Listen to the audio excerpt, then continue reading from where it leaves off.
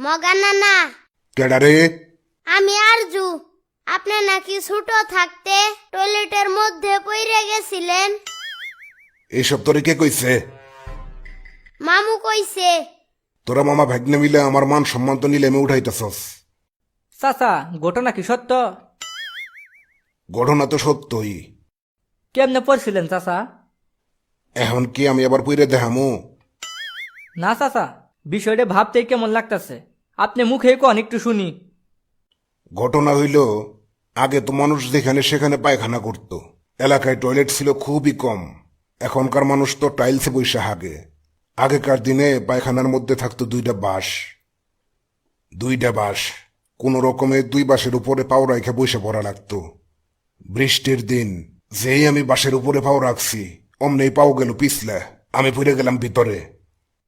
মাথা কি ভাইসা ছিল?